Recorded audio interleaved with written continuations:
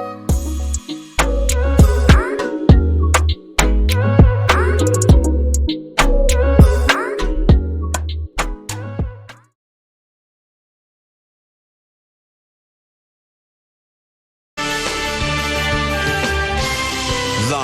from CNN Center, this is CNN Newsroom with John Vors.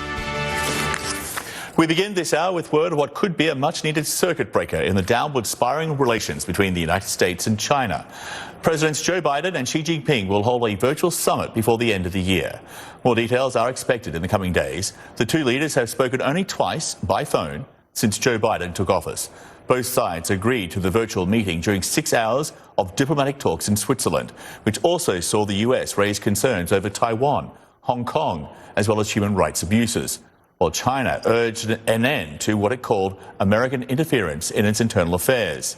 To Beijing, internal affairs covers Taiwan, and the self-governing island is considered by the mainland to be a rogue province, where in recent days the military has been on a state of readiness, releasing a glitzy video in case there was any doubt. Ready to respond, they say, after a record number of incursions by Chinese warplanes flying through Taiwan's air defense zone. The US Secretary of State Antony Blinken wants an end to Beijing's provocations.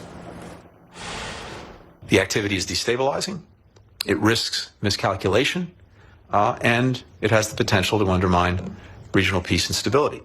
So we strongly urge Beijing to cease its military, diplomatic, and economic pressure and coercion directed at Taiwan. CNN senior international correspondent Ivan Watson following developments for us live this hour from Hong Kong. It is a significant development. They've had conversations before, not substantive it seems, but now this will be a chance with a very, very long to-do list. Yeah, I mean, the last time that these two officials met, that was in Alaska in March, along with the U.S. Secretary of State Antony Blinken. And in front of the cameras, the U.S. and the Chinese delegations basically argued and criticized each other. And the White House later said that that was unproductive. Now, both sides have really changed their tunes, saying that the closed-door 6-hour meeting in Zurich was frank, it was productive, it was wide-ranging. The two delegations discussed the many disagreements, it appears, in the Beijing-Washington relationship. Human rights, Hong Kong, the South China Sea, Taiwan, Xinjiang, and according to the U.S., there was an agreement in principle for this virtual meeting before the end of the year between Presidents Biden and Xi Jinping. We have not heard that same comment coming from the Chinese side, though the reviews from the Chinese Foreign Ministry have been, in general, pretty positive as well. The Chinese official, Yang Jiechi, he also urged the U.S. not to interfere in China's internal affairs and to respect China's national integrity and territorial interests. China does not like the U.S. criticizing, for example, its human rights record.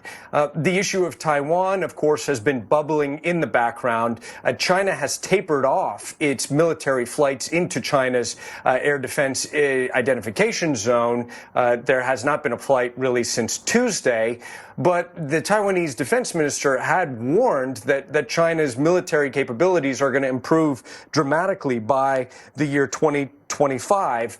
And just to get a sense of the tone here, one of the most hawkish voices in China fired back on Twitter, which I might add is an internet platform that is banned inside China unless you have a VPN. But this is the editor-in-chief of the Global Times writing that the People's Liberation Army already now has the ability to, as he puts it, liberate Taiwan at one stroke. Why wait until 2025? So that's the kind of rhetoric and some of the threats that have been coming from Beijing, which has never ruled out the possibility of using force to capture captured Taiwan, an island of some 24 million people with a democratic system of governance that's never been ruled by the Communist Party.